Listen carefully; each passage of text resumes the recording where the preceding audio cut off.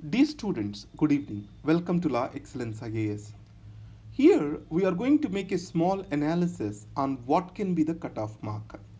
My analysis is based on three factors: how the questions are distributed across the subjects, and what is the relative difficulty of the questions, and third is how cutoff mark has performed in relation to the difficulty level and also in relation to distribution of questions across the subjects.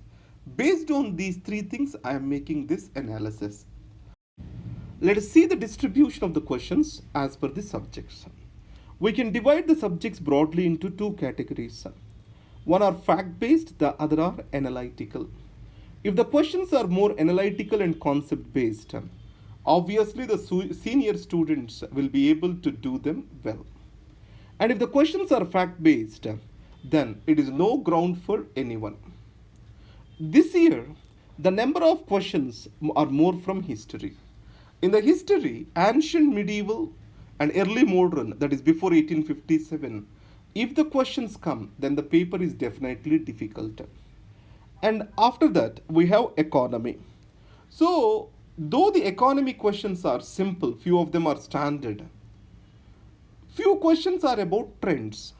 Let's talk about recapitalization of banks. It is about trends. Let's talk about import of palm oil, import of edible oils. It is about trends. And added to that, debt of state and union governments, domestic debt. So it is also about relative levels of this. These are all questions. More or less, you need to know some trends which are happening in Indian economy. Unless you are keen observer of these trends in economic survey, you will fail to answer them. Or you shall be able to apply your mind. Let's take recapitalization of banks. So it is steadily increasing. No. Only when recession was there, recapitalization has happened. Or when growth is shrinking, recapitalization has happened. So recapitalization need not happen in the normal circumstances. And Indian banking sector is relatively strong compared to many other countries. If you know that point, you could have answered that question.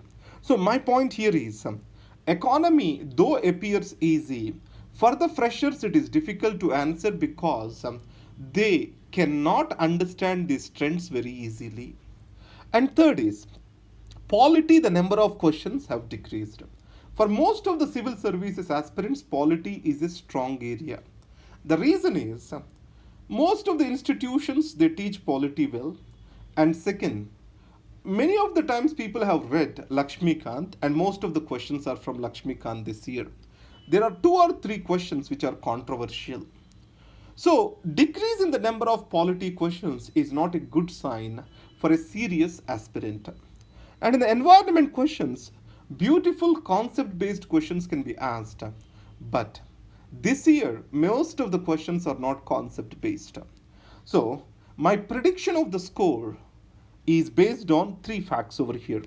The number of questions increased in history, and many of these questions are difficult too. And economy questions, trends based questions are there in significant number. And third, in the international relations, many of the questions they are not from the immediate past but they are from remote past. What I mean is, if we talk about let's this equivalence tax which has come up in economy, it was a question 2 years back. Many of the test series also covered it in 2016, close to that period. At that point of time, in my current affairs, I have discussed one thing. The Finance Act, which is part of the budget, shall not be a tool to introduce these new concepts. These have to be brought in through amendment of income tax. And ASSOCHAM also has said that this has to be introduced through income tax rather than through Finance Act. So that question has come as that point has come as a question this year. So this clearly shows that you need to focus on current affairs for the last 2 years rather than immediate the 1 year. And there are many other questions like this. And with regard to the schemes, these are a bit confusing. In Right to Education Act, they are very closely linked choices. And NAVIC, it was there in the news 2 years back. So, the UPSC has given you the questions from current affairs, not just from immediate past, they also gave from 2 years before.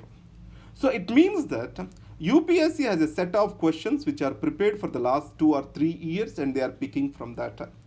And when the questions move away from the, this past, or they go long in the past, then obviously question paper is expected to be difficult. And the next is, let us see the difficulty level of questions. And there's a subjective component over here. What I did is, I gave this question paper to 3 students, and in my subjective opinion, one I concluded them as average, above average kind of. And I made this particular graph based on their answering levels. So what all the 3 people have kept as right, I called it as easy question. It means most of the students can answer this. And what most of or else only 2 people are able to do, that I call it as moderate questions. Which none of these 3 are able to answer, I call it as difficult question. So 27 questions no one can answer.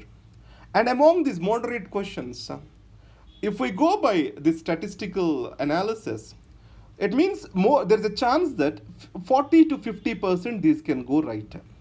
And most of the students, they will do these 37 questions right, and there may be 1 or 2 mistakes because of the speed. So I am taking it as 35 and I am taking it as somewhere around 15.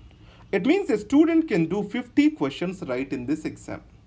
If it is the case, if he attempts more questions, takes risk, there's a good chance that he will lose the negative marks because it's a difficult paper.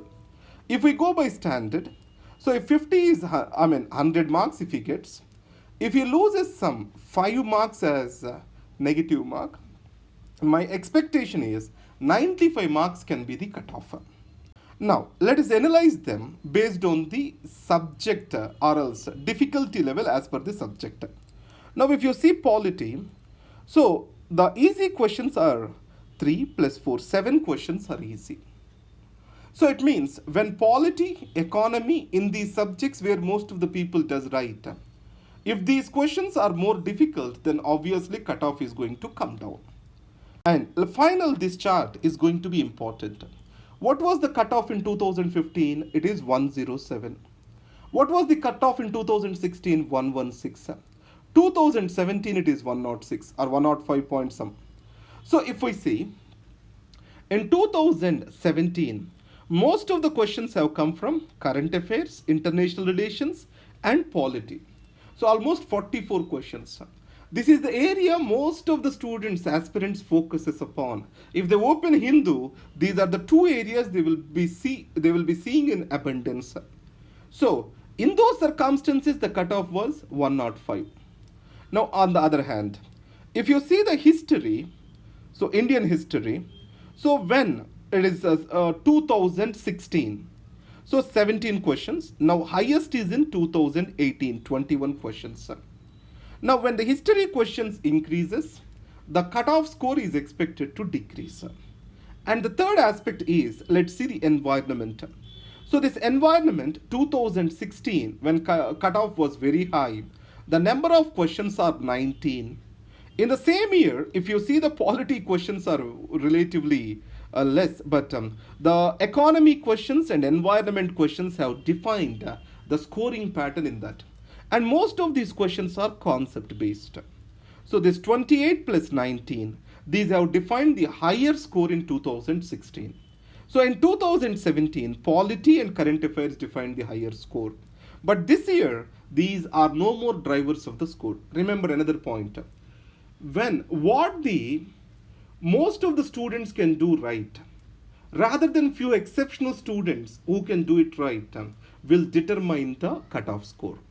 So that's why how many easy questions will determine the cutoff score. Last year when I saw almost 46 questions are easy questions, last year analysis.